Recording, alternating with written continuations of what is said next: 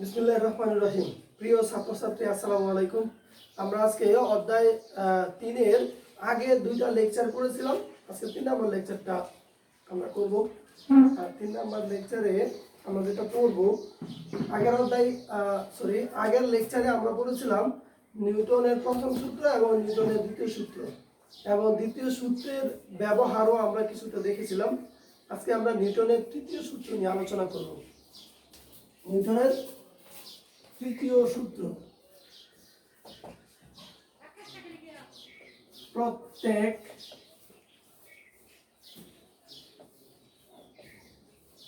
ক্রিয়ার একটি সমান ও বিপরীত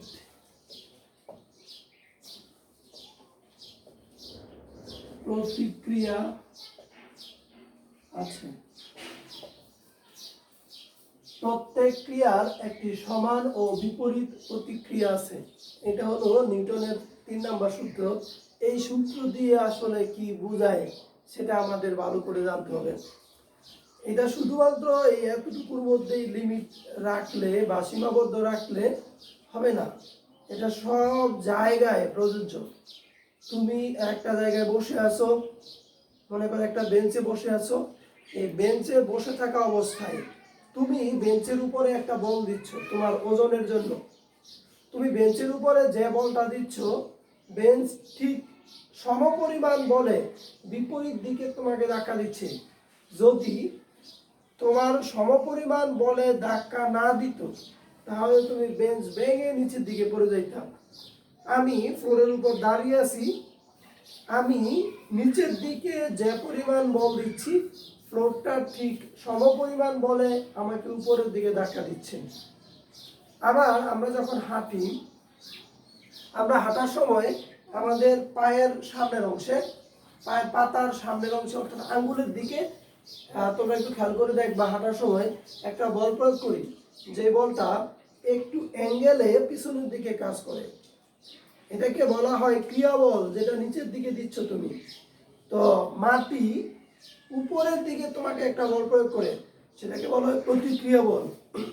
তাহলে এই প্রতিক্রিয়া বল যদি না থাকতো, তাহলে আমরা হাঁটতে পারতাম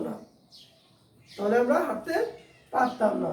আবার মনে করো আমি এখানে একটা আমার হাত দিয়ে বোর্ডের উপরে একটা বল প্রয়োগ করতেছি, এই বোর্ডটাও ঠিক সমান পরিমাণ বলে আমাকে পিছনের দিকে ধাক্কা দিচ্ছে। তাহলে আমি যেটা দিচ্ছি সেটা হলো ক্রিয়া বল, আর বোর্ড যে বলটা দিচ্ছে সেটাকে বলা হবে প্রতিক্রিয়া বল।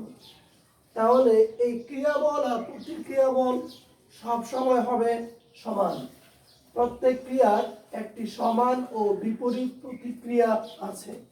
যদি আমি এখানে একটা উদাহরণ দেই, এমন মনে করো এই বস্তুর উপরে আমি একটা বল দিলাম, সেই বলটা হচ্ছে এফ।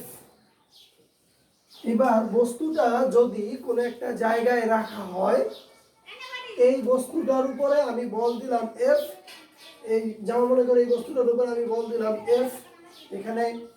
এখন এই বস্তুটাও আমাকে বিপরীত দিকে একটা বল দিচ্ছে, সেটাকে বলা হয় এফ প্রাইম।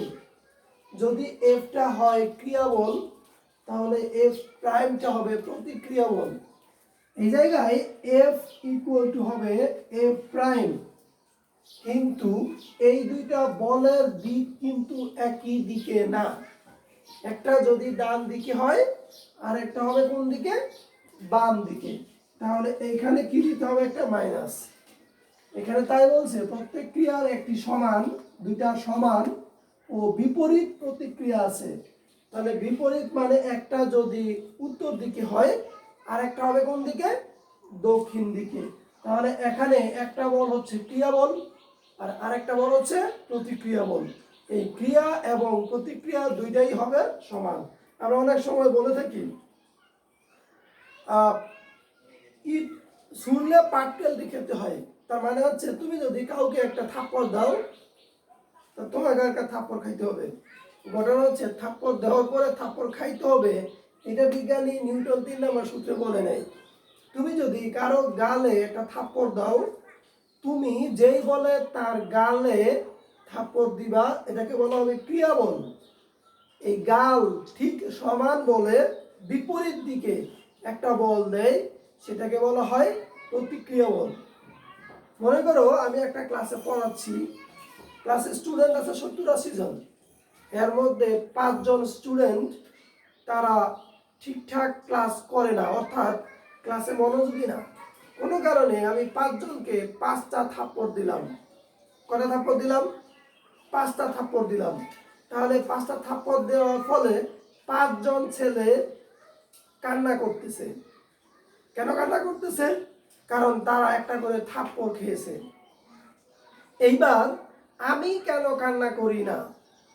তারা 5 জন যে পরিমাণ বলে আঘাতপ্রাপ্ত হয়েছে, আমি কিন্তু তাদের 5 জনের সমান বলে আঘাতপ্রাপ্ত হয়েছি।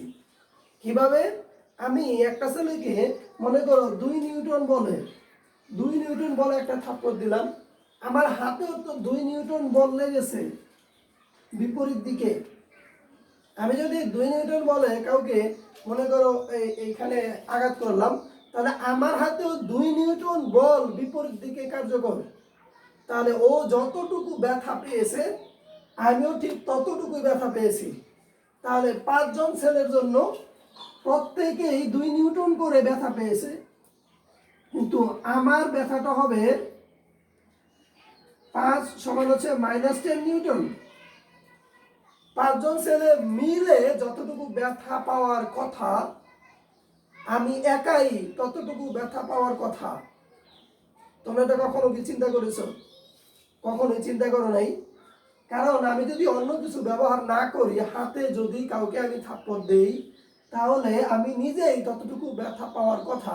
তারপরেও কেন আমি কান্না করি না, ওই ছেলেগুলো কান্না করে? এর কারণ হচ্ছে তারা আসলে এখানে যতটুকু ব্যথা পেয়েছে তার থেকে বেশি ব্যথা পেয়েছে মনে। কারণ আমরা যখন একজন আরেকজনকে বলি এই তোকে আমি জুতা দিয়ে পিটাবো, এর মানে কি? ওকে আমি জুতা কিছু হাতেও নেই নাই, খালি বলেছি জুতা দিয়ে পিটাবো, এর মানে হচ্ছে সে মনে অনেক কষ্ট পায়, পিটানোর আগেই কষ্ট পায়। এটা কিন্তু নিউটনের তৃতীয় সূত্র না। আমি বুঝাচ্ছি যে নিউটনের তৃতীয় সূত্র সব জায়গায় কার্যকর, কিন্তু তারপরেও কেন ও কান্না করে, আমি কেন কান্না করি না? এই জায়গায় ঘটনা হচ্ছে সাইকোলজিক্যাল যে ব্যাপারটা, সেই ব্যাপারটা তোমাদের সামনে তুলে ধরতেছি। তুমি একজনকে বললা যে তাকে পিটাবা, কিন্তু এতেই সে মনে কষ্ট পাইছে এবং আরেকজনের কাছে বিচার দিচ্ছে যে ও আমাকে বলছে আমাকে জুতা দিয়ে পিটাবে বা আমাকে পিটাবে, তাকে কিন্তু তুমি মারো নাই, তারপরও সে ব্যথা পেয়ে গেছে। এখানেও তাই, আমি যখনই মারবো বা থাপ্পড় দিব একটা ছেলেকে, এর আগেই সে মনে মনে কষ্ট পাবে স্যার আমাকে মারতেছে, আর এই মনের কষ্টের জন্য সে মূলত কান্না করে। না হলে আমার বেশি কান্না করার কথা ছিল, কারণ আমি বেশি ব্যথা পেয়েছি। যাই হোক, তাহলে প্রত্যেকটা ক্ষেত্রে নিউটনের তৃতীয় সূত্র কার্যকর।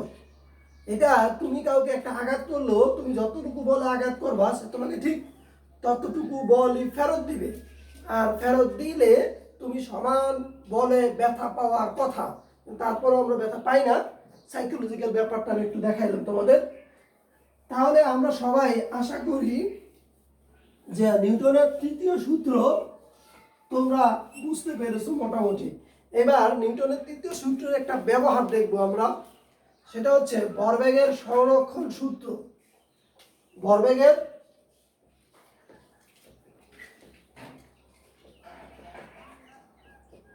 সংরক্ষণ, নিউটনের তৃতীয় সূত্র ব্যবহার করে ভরবেগের সংরক্ষণ সূত্রের আমরা প্রতিপাদন করব।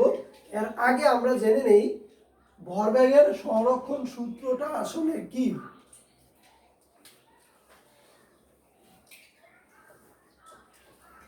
দুটি বস্তুর মধ্যে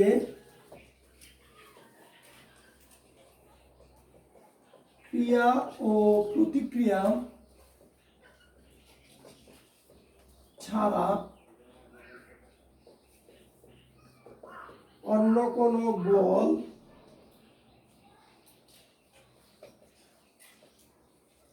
না হলে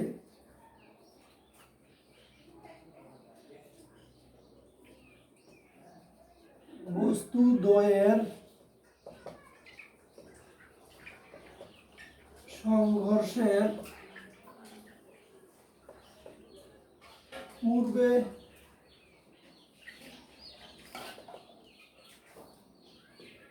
মোট ভরবেগ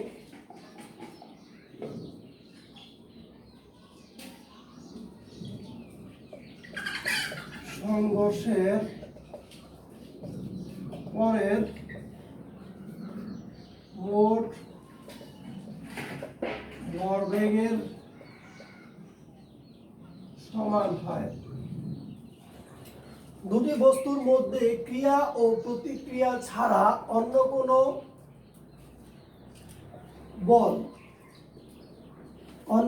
বল কার্যকর না হলে বস্তুদ্বয়ের সংঘর্ষের পূর্বের মোট ভরবেগ সংঘর্ষের পরের মোট ভরবেগের সমান হয়। কথাটার মানে কি সেটা আমি বুঝাবো, বুঝানোর পরে এটার টোটাল ব্যাখ্যাটা দিব, এরপরে এটার একটা সমীকরণ প্রতিপাদন করব। মনে করো দুইটা বস্তু,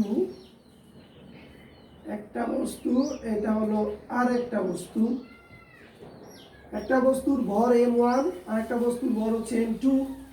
দুটা বস্তু একই পথে যাচ্ছে,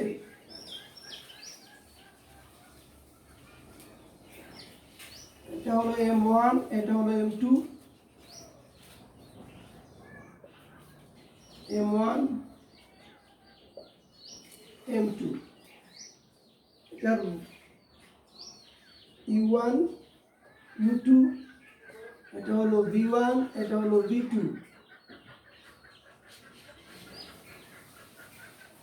সবাই একটু চিত্রের দিকে তাকাবা, আমি একটু বোঝানোর চেষ্টা করতেছি। মনে করো খুব চিকন একটা রাস্তা, খুবই চিকন একটা রাস্তা, এই রাস্তা দিয়ে দুইজন মানুষ ক্রস করতে পারে না, অর্থাৎ একজনকে পাশে রেখে আরেকজন ওই রাস্তা দিয়ে চলে যেতে পারে না। চিকন রাস্তা দিয়ে দুইজন মানুষ একই দিকে দৌড়াচ্ছে। চিকন এমন একটা রাস্তা যে রাস্তা দিয়ে দুইজন মানুষ পরস্পরকে ক্রস করতে পারে না, অর্থাৎ পাশ দিয়ে চলে যেতে পারে না। ওই অবস্থায় একটা বস্তুর ভর বা একজনের ভর হচ্ছে m1 আরেকজনের ভর হচ্ছে m2। এখন দুইজনই একই দিকে যাচ্ছে একই রাস্তা দিয়ে, একজনের বেগ হলো u1 আরেকজনের বেগ হলো u2। যদি u1 সমান u2 হয়, অর্থাৎ দুইজনের বেগ যদি সবসময় সমান হয়, তাহলে তারা পরস্পর থেকে সমান দূরত্ব বজায় রেখে সামনের দিকে চলতে থাকবে। কখনোই একজনের সাথে আরেকজন ধাক্কা লাগবে না বা সংঘর্ষ করবে না, কারণ এর বেগ যদি 2 মিটার পার সেকেন্ড হয়, এর বেগও 2 মিটার পার সেকেন্ড, তখন সব সময় সমান দূরত্ব বজায় রেখে সামনের দিকে যেতে থাকবে, তখন তাদের মধ্যে কোনো সংঘর্ষ হবে না। কিন্তু যদি এমন হয় u1 গ্রেটার দেন u2, তার মানে এটার বেগ হলো ধরলাম আমি 3 মিটার পার সেকেন্ড আর দ্বিতীয় বস্তুর বেগ হলো 2 মিটার পার সেকেন্ড। এটা দিয়ে তোমরা আসলে কি বুঝো? বাস্তবতা বুঝতে হবে, কোনো অলৌকিক কথা বুঝে পড়ালেখা করা যাবে না। এটা দিয়ে বোঝা যাচ্ছে যে এর বেগ যেহেতু বেশি আর 2 নাম্বার বস্তুটার বেগ যেহেতু কম, একটা সময় পরে এই 1 নাম্বার বস্তুটা 2 নাম্বার বস্তুর কাছাকাছি চলে যাবে, কারণ এর পিছনে আছে ঠিক আছে, কিন্তু তার বেগ তো বেশি, কার থেকে? m2 থেকে বেশি। একটা সময় যখন এইখানে গিয়ে কাছাকাছি চলে আসবে, তখন সে পাশ দিয়ে চলে যেতে পারবে না, তখন তাকে কি করবে? সে পিছন থেকে একটা ধাক্কা দিবে। m1 বলের বস্তুটা m2 বলের বস্তুকে কি করবে? পিছন থেকে এখানে একটা ধাক্কা দিবে। এই ধাক্কাটা হবে সামনের দিকে, এটাকে আমি বললাম f1। এই ধাক্কাটা কোন দিকে হবে? সামনের দিকে। আমাকে মনে করো পিছন থেকে একজন ধাক্কা দিল, তো ধাক্কা দিলে কোন দিকে? সামনের দিকে। তো একটু আগে আমরা বলেছি তুমি যাকে ধাক্কা দাও সেও তোমাকে একটা বলে ধাক্কা দিবে, সেই ধাক্কাটা কোন দিকে হবে? সেই ধাক্কাটা হবে বিপরীত দিকে, কারণ আমি এই বোর্ডের উপরে ধাক্কা দিচ্ছি সামনের দিকে, এটা হচ্ছে ক্রিয়া বল, আর বোর্ড আমাকে যেটা ধাক্কা দিচ্ছে সেটা বিপরীত দিকে, সেটা হচ্ছে কি বল? প্রতিক্রিয়া বল। তাহলে এই ক্রিয়া বলকে যদি আমি F1 ধরি, প্রতিক্রিয়া বলকে আমি ধরবো F2। কি ধরলাম? F2। আবার বুঝে শুনে বলবা, মুখস্থ কোনো জিনিস এখানে রাখা যাবে না, বাস্তবতা বুঝবা, বাস্তব বুঝে যদি পড়তে পারো আজকে পড়বা, সারা জীবনই মনে থাকবে। আর যদি মুখস্থ করো মামুন স্যার পড়াইছে বা অমুক স্যার পড়াইছে, পড়ানোটা মুখস্থ করে পরের দিন পড়া দিয়ে দিব, তাহলে ফিজিক্স পড়ে লাভ নেই। আমি আবার রিপিট করতেছি, আমরা ধরে নিলাম U1 U2 থেকে বেশি, তার মানে হচ্ছে প্রথম বস্তুর বেগ দ্বিতীয় বস্তু থেকে বেশি। বেশি হওয়ার কারণে সে আস্তে আস্তে একটা সময় গিয়ে এই বস্তুটার কাছাকাছি চলে আসবে। যেহেতু তার বেগ বেশি, অন্য কোনো রাস্তা নাই, তাহলে তাকে পিছন থেকে ধাক্কা দিবে। আর ধাক্কা যেটা দিবে সেটা হবে M2 ভরের বস্তুর উপর, আর এটাকে বলা হবে F1, যেটা হলো ক্রিয়া বল। যেটা কি বলা হবে? ক্রিয়া বল। এখন তাকে যে ধাক্কা দিছে, একটু আগে আমরা বললাম প্রত্যেক ধাক্কারই একটা বিপরীত ধাক্কা আছে, তাহলে ও তো তাকে একটা ধাক্কা দিবে বা সে একটা ধাক্কা অনুভব করবে। সেই ধাক্কাটা হলো F2, এটাকে বলা হয় প্রতিক্রিয়া বল। F1 ক্রিয়া বল, F2 প্রতিক্রিয়া বল। এইবার দেখো, যখনই একটু ধাক্কা দিয়ে দিল, তাহলে হইতে পারে M2 বলের বস্তুটার বেগ আগে যা ছিল তার থেকে একটু পরিবর্তন হয়ে গেল। যদি পরিবর্তন হয়ে যায়, তাহলে ওই বস্তুর বেগ আগে ছিল U2, এখন আমরা ধরলাম V2। প্রথম বস্তুর বেগ আগে যা ছিল সে যেহেতু আরেকজনকে ধাক্কা দিয়েছে, তার বেগেরও পরিবর্তন হইতে পারে, আর তার বেগের পরিবর্তন হয়ে যে বেগটা পাওয়া যাবে সেটাকে বলা হচ্ছে V1। তাহলে দেখো আমরা এখানে যেটা শিখলাম সেটা হলো, এখানে এসে সংঘর্ষ করলো মানে ধাক্কা দিল, এই সংঘর্ষের আগে বস্তু দুইটার বেগ ছিল U1 ও U2, সংঘর্ষের পরে বস্তু দুইটার বেগ হয়ে গেল V1 ও V2। এই জায়গায় যেটা বলা হচ্ছে সেটা হলো, বলো এই বস্তুর ভরবেগ কত হবে M1 U1, আর এই বস্তুর ভরবেগ কত হবে M2 U2। সংঘর্ষের আগে বস্তু দুইটার ভরবেগের সমষ্টি, সংঘর্ষের পূর্বে মোট ভরবেগ মানে কি? ভরবেগের সমষ্টি, অর্থাৎ দুইটার যোগফল। সংঘর্ষের পরে বস্তু দুইটার ভরবেগ কত? M1 V1, আর একটা হলো M2 V2। এই দুইটা হবে সমান। সংঘর্ষের আগে বস্তুদ্বয়ের মোট ভরবেগ আর সংঘর্ষের পরে বস্তুদ্বয়ের মোট ভরবেগ হবে সমান। এটাকে বলা হয় ভরবেগের সংরক্ষণ সূত্র। সংরক্ষণ কথাটার মানে কি? শক্তির সংরক্ষণশীলতার মধ্যে আমি বলেছিলাম সংরক্ষণ কথাটার মানে হচ্ছে, তোমার কাছে কেউ যদি একটা জিনিস দেয়, এটা এমন ভাবে রাখবা যেন এটা থেকে একটু নাও বাড়ে একটু নাও কমে, তোমার কাছে সংরক্ষিত রইল। তোমার কাছে যদি কেউ একটা আমানত রাখে, তাহলে সেই আমানতটা একটুও বাড়ানো যাবে না, কমানো যাবে না, তাহলে এটাকে বলা হবে সংরক্ষণ করে তুমি রেখেছো। এখানেও তাই ভরবেগের সংরক্ষণ করে রাখতে হবে, অর্থাৎ সংঘর্ষের আগে মোট ভরবেগ যা ছিল, সংঘর্ষের পরে মোট ভরবেগ কি থাকবে? তাই থাকবে। যদি এমন হয় তাহলে বলা হয় সংরক্ষণ সূত্র মেনে চলেছে, আর যদি না হয় তাহলে সংঘর্ষের সূত্র মেনে চলে না। অর্থাৎ তুমি তোমার কাছে যে আমানত রেখে দেওয়া হয়েছিল সেটা তুমি সংরক্ষণ করতে পারো নাই। আশা করি এটা মোটামুটি বুঝতে পেরেছো। এটার প্রতিবেদনটা এরপর আমি এখন দেখাবো।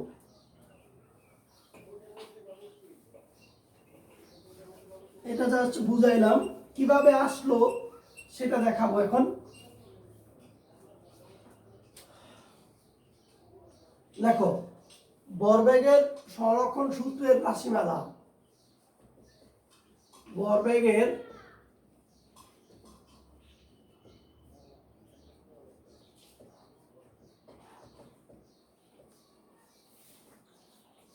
রাশিমালা, মনে করি M1 ও M2 ভরের দুটি বস্তুর বেগ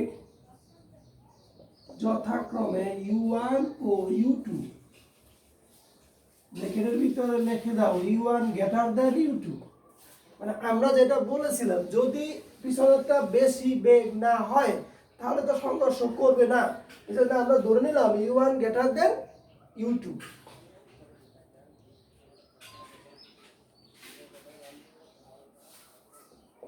বস্তু দুটি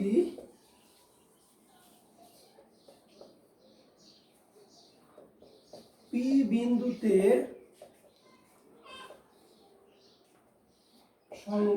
সংঘর্ষ করে।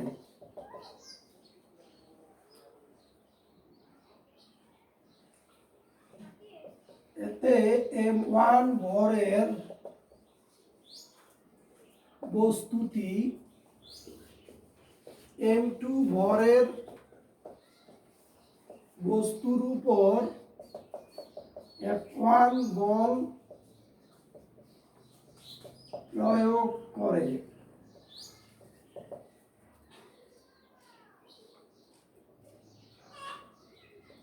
এখানে F1 হলো ক্রিয়া বল। প্রথম বস্তুটা যে বলটা প্রয়োগ করে তাকে কি বলা হবে? ক্রিয়া বল। M2 ভরের বস্তু M1 ভরের বস্তুর উপর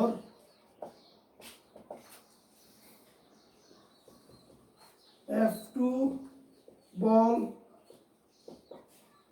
প্রয়োগ করে। এখানে F2 হলো প্রতিক্রিয়া বল। এখানে F1 হলো ক্রিয়া বল আর F2 হলো প্রতিক্রিয়া বল।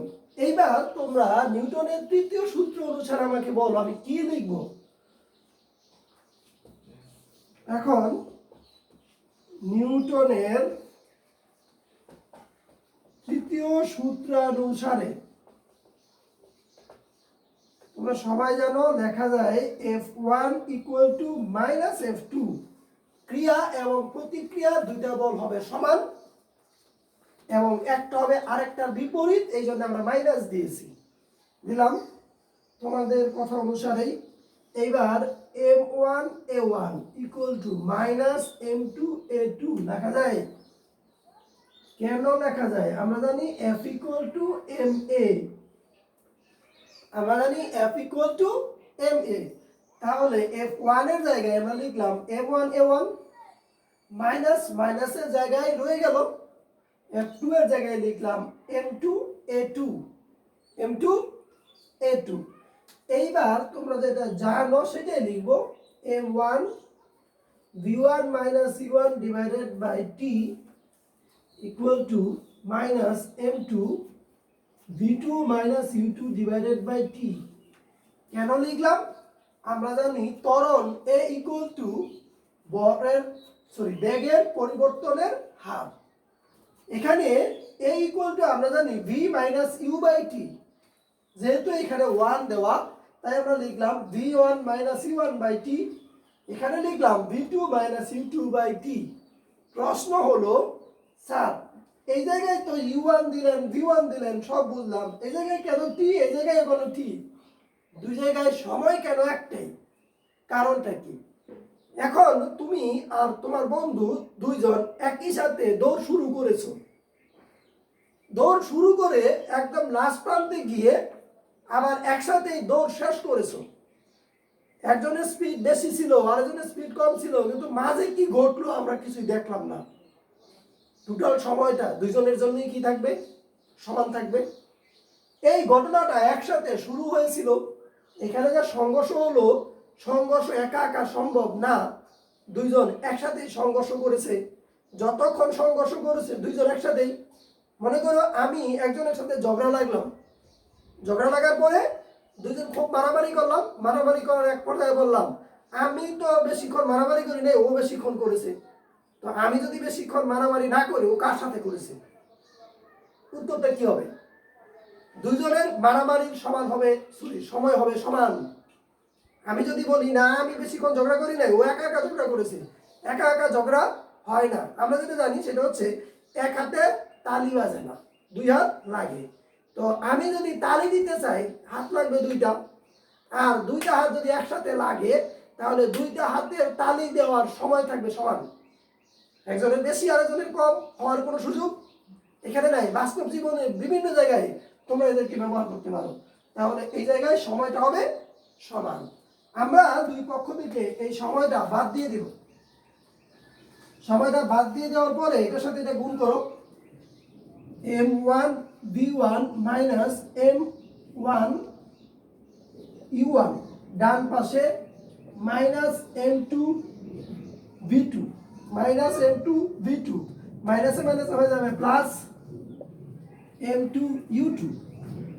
আমরা এখন যেটা করব সেটা হচ্ছে সাইড চেঞ্জ করে দিব, m1 v1 এই মাইনাস থেকে বাম পাশে নিয়ে আসি, m2 v2 ইকুয়াল টু এটাকে ডান পাশে নিয়ে গেলে m1 u1 plus m2 u2। এখান থেকে আমরা ডাইরেক্ট লিখে দিতে পারি m1 u1 plus m2 u2 equal to m1 v1 plus m2 v2। এইটাই হলো ভরবেগের সংরক্ষণ সূত্র। একেবারে সহজ সরল সমাধান। আমি আশা করি সবাই তোমরা এটা বুঝতে পেরেছো। এইবার এটার ব্যবহার শিখব। একটা কথা বলে দেই, এইখানে m1 m2 ভরের কোনো পরিবর্তন নাই। মনে রাখতে হবে সংঘর্ষের ঠিক পূর্ব মুহূর্তে বস্তু দুইটার বেগ হলো u1 u2, আর সংঘর্ষের ঠিক পরের মুহূর্তে বস্তু দুইটার বেগ হলো v1 আরেকটা হলো v2। ওকে,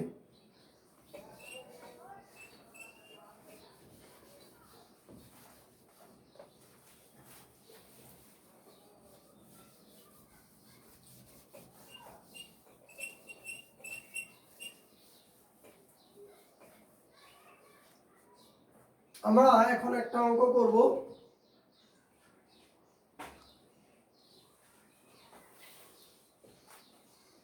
এক 1000 কেজি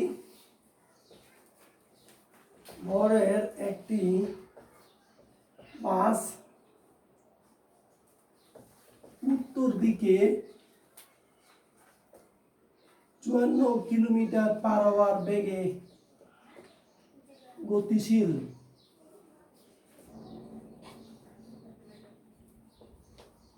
বিপরীত দিক হতে 2000 কেজি ভরের একটি ট্রাক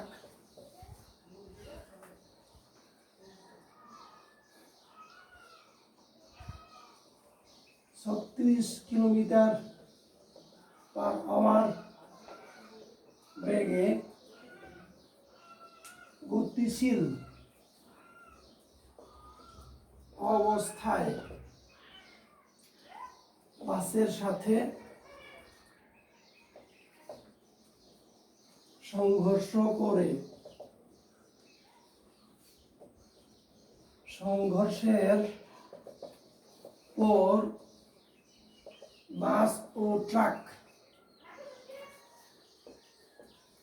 একত্রে কোন দিকে কত বেগে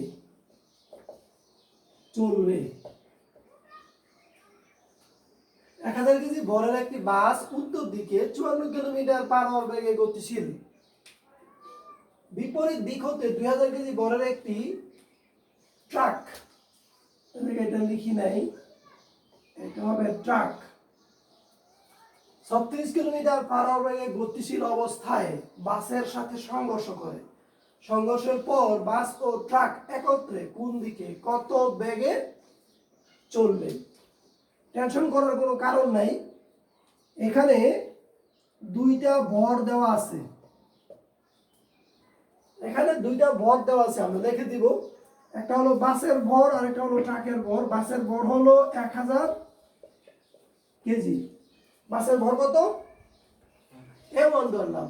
আর একটা হলো ট্রাকের ভর, ট্রাকের ভর কত M2 ইকুয়াল টু ট্রাকের ভর এটা হলো 2000 কেজি। টেনশন করার কোনো কারণ নেই। দুইটা বস্তু, একটা বাস আর একটা হলো ট্রাক, দুইটা বিপরীত দিক থেকে আসতেছে। আমরা বাসের দিকটা বলছি উত্তর দিকে, বাস যে দিকে যাচ্ছে সেটা কোন দিকে? উত্তর দিকে। তাহলে বাসের সংঘর্ষ এখনো হয়নি, যেহেতু সংঘর্ষের আগে বাসের বেগ ছিল 54 kilometre per hour. 54 kilometre per hour. তোমাদের যেটা করতে হবে সেটা হলো এটাকে মিটার পার সেকেন্ডে নিতে হবে। 54 গুণ কিলোমিটারকে মিটার করতে লাগে 1000, আর এটা হচ্ছে নিচে যেহেতু ইনভার্স আছে, তাহলে 1 ঘন্টাকে যদি নেই 60 ইন্টু 60, ডাইরেক্ট লিখে দিতে পারি 3600। তোমরা সবাই হয়তো জানো। এবার যদি এই দুইটা জিরো কেটে দেই তাহলে এটা হবে 18 দুগুণে 36, 3 18 54, 20 না। তাহলে এটা হলো যদি 18 দিয়ে কাটি এটা 18 দুগুণে 36, 3 18 54, আর এই জায়গায় যদি 2 দিয়ে কাটি তাহলে 5 দুগুণে 10, 3 5 15 মিটার পার সেকেন্ড। তোমরা এইভাবে করবে না, তোমরা যেটা করবে এই কাটাকাটি ভালো দেখায় না। তোমরা যেভাবে করবা এটাকে 1000 দিয়ে গুণ করবা, 3600 দিয়ে ভাগ করবা, একবারে লিখবা, কোনো কাটাকাটি করার দরকার নাই। একইভাবে U2 ইকুয়াল টু হবে 36 kilometre per hour. 36 kilometre per hour. তোমাদের যেটা বোঝার বিষয় সেটা হচ্ছে এই জায়গায় আমি কিন্তু এখানে 36 দিয়েছি, এখানেও 36 লিখেছি। এই লেখাটা ঠিক না, এই লেখাটা ভুল। কেন ভুল সেটা বলে দেই। একটা গাড়ি যাচ্ছিল উত্তর দিকে আর ট্রাক যাচ্ছে কোন দিকে? দক্ষিণ দিকে, কারণ বিপরীত দিক থেকে যাচ্ছে। যদি বিপরীত দিক থেকে যায়, আমরা জানি বেগ হচ্ছে একটা ভেক্টর রাশি, যদি দিক উল্টে যায় তাহলে সেখানে আমাদের একটা মাইনাস দিতে হবে। একটু আগে আমরা দেখিয়েছি ক্রিয়া বল যদি ধনাত্মক হয় প্রতিক্রিয়া বল হবে ঋণাত্মক, কারণ এই মাইনাস দিয়ে উল্টো দিক বোঝায়। এখানেও তাই, বিপরীত দিক থেকে, যেহেতু কার বিপরীত দিক থেকে? একটা গাড়ি উত্তর দিকে যাচ্ছিল, তার বিপরীত দিক থেকে, এই জন্য এখানে আমাদের কি দিতে হবে? মাইনাস দিতে হবে। এবার এটাকে 1000 দিয়ে গুণ করো, 3600 দিয়ে ভাগ করো, হয়ে যাবে 10 মিটার পার সেকেন্ড। এটা করে দেখবা এই একই রকম ভাবে 1000 দিয়ে গুণ 3600 দিয়ে ভাগ, তাহলে হবে 10 মিটার পার সেকেন্ড। এইবার বলছে দুইটা গাড়ি সংঘর্ষ হয়ে গেল। সংঘর্ষের পর কি বললো? বাস এবং ট্রাক একত্রে, তার মানে দুইটা এবার একসাথে লেগে একদিকে যাবে। দুইটা বস্তু যখন একসাথে এইভাবে আসলো, আসার পরে লেগে গেল, এবার দুইটা একসাথে যাবে। একসাথে যাওয়ার সময় শেষ বেগ দুইটারই কি হবে? একই হবে। শেষ বেগ দুইটার কি হবে? একই হবে। তাহলে এই জায়গায় হবে v1 equal to v2 equal to v সমান হচ্ছে what? v1 equal to v2 equal to v সমান কি হবে? 1। এইবার আমরা জানি m1 u1 plus m2 u2 equal to m1 v1 plus m2 v2। এই জায়গায় মাইনাস থাকবে, মানগুলো বসিয়ে দাও। এটা হচ্ছে 1000 গুণ 15 প্লাস 2000, এর সাথে হবে -10। এই জায়গায় হবে 1000 v প্লাস 2000 v। এই জায়গায় যেটা হয় 15000 বিয়োগ হয়ে যাবে এখানে 20000। এটার সাথে এটা গুণ করে দাও, প্লাসে মাইনাসে মাইনাস, সমান এটা v কমন নিলে হয় 3000 v। এইবার এই জায়গায় হবে 3000 v সমান হবে -5000। সুতরাং v ইকুয়াল টু আসবে মাইনাস কত হয় দেখো? 1.67 মিটার পার সেকেন্ড। সংঘর্ষের পর বাস ও ট্রাক একত্রে 1.67 মিটার পার সেকেন্ড বেগে দক্ষিণ দিকে চলবে।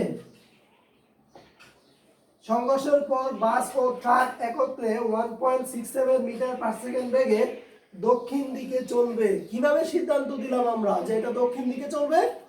এখানে প্লাস ধরেছিলাম কোন দিকে? প্লাস ধরেছিলাম উত্তর দিকে, আর মাইনাস ধরেছিলাম কোন দিকে? উত্তর দিকের বিপরীত দিকে। উত্তর দিকের বিপরীত দিক মানে হচ্ছে দক্ষিণ দিক। তাহলে এইটা দক্ষিণ দিক প্রকাশ করে। এই অঙ্কগুলোর ক্ষেত্রে এত প্রেসার নেওয়ার কোনো মানে নেই, একেবারে সহজভাবে করবা। একটা তুমি মনে রাখবা, এখানে কোন দিকে ধরেছো? প্লাস ধরেছো উত্তর দিক। যদি এখানে রেজাল্টটা আমার প্লাস আসতো তাহলে আমি বলতাম উত্তর দিকে চলবে। যেহেতু আমার এখানে দক্ষিণ দিকে মাইনাস ধরেছিলাম আর রেজাল্ট মাইনাস আসছে, তাই আমি বলে দিলাম এটা হলো দক্ষিণ দিকে যাবে। অর্থাৎ রেজাল্ট নির্ভর করবে U1 আর U2 এখানে কোনটা তুমি কি ধরেছো। এবার যদি মনে করো কেউ আমাকে প্রশ্ন করে এরকম, স্যার আমি যদি এটাকে ধরতাম মাইনাস তাহলে এটাকে ধরতাম প্লাস, ধরো আমার কোনো সমস্যা নাই। তুমি এটাকে মাইনাস এটাকে প্লাস ধরলে এখানে রেজাল্ট আসবে প্লাস, তখনও এটা দক্ষিণ দিকেই থাকবে। রেজাল্ট যা হওয়ার তাই হবে। তুমি কোনটা ধরবা সেটা তোমার ব্যাপার, কোনো সমস্যা নেই, কিন্তু ধরাটা যেন ঠিকঠাক থাকে। ওকে, একটা এক্সাম্পল করবো এটার। 2000 কেজি ভরের 2500 কেজি ভরের একটি বাস উত্তর দিকে এলাম 72 কিলোমিটার পার বেগে গতিশীল। বিপরীত দিক থেকে 3200 কেজি ভরের ট্রাক 60 কিলোমিটার পার বেগে গতিশীল, আর বাকি সব একই থাকবে। এই অঙ্কটা এইচডব্লিউ করবা। আমি আরেকটা অঙ্ক এইচডব্লিউ দিচ্ছি।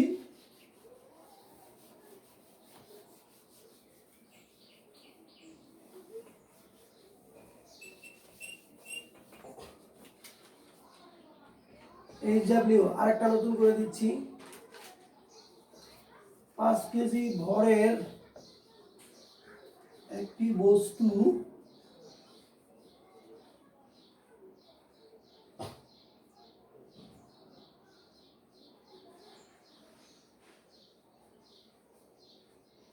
বারো মিটার পার সেকেন্ড বেগে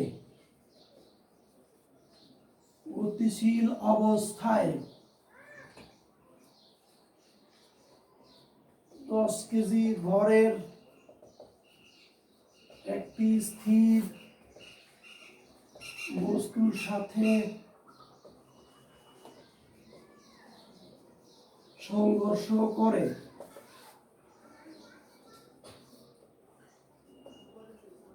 সংঘর্ষের পর বস্তু দুটি কোন দিকে কত বেগে চলবে? তোমাদের আমি একটু হেল্প করে দিই। 5 কেজি ভরের একটি বস্তু 12 মিটার পার সেকেন্ড বেগে গতিশীল অবস্থায় 10 কেজি ভরের একটি স্থির বস্তুর সাথে সংঘর্ষ করে। 10 কেজি ভরের একটি স্থির বস্তু, এই অংশটা ভালো করে পড়বা, তারপরে বাকি অঙ্কটা কমপ্লিট করবা। আশা করি সবাই পারবা। আজকে আর এই লেকচারটা দীর্ঘায়িত করতেছি না, পরের দিন আমরা এরপর থেকে শুরু করব। আশা করি সবাই খুব সাবধান থাকবা, সতর্ক থাকবা এবং ভালো থাকবা। আল্লাহ হাফেজ।